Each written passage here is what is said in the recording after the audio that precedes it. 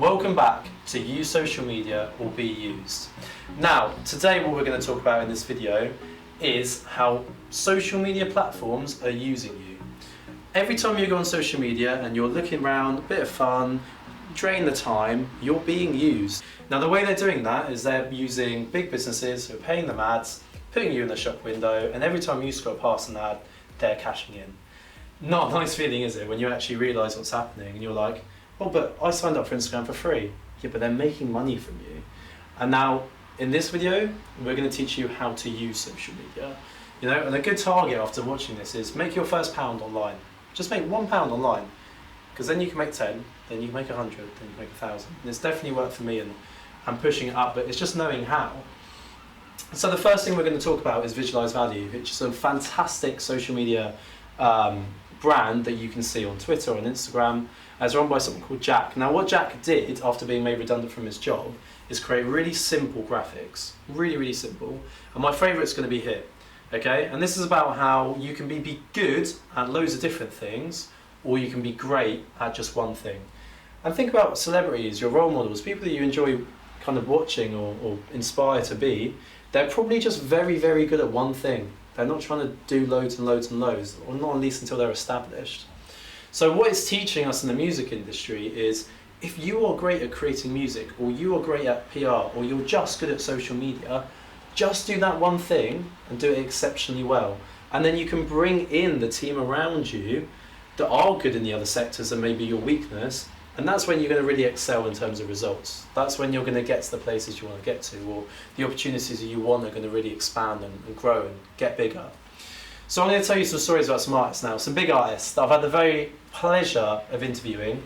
Compared to when I interviewed, let's say, the Kooks, backstage at the Wet Festival, me, a plucky 19-year-old, burst into their changing rooms, gone, I've organised an interview with you guys. I hadn't, I just wore the staff t-shirt and snuck backstage.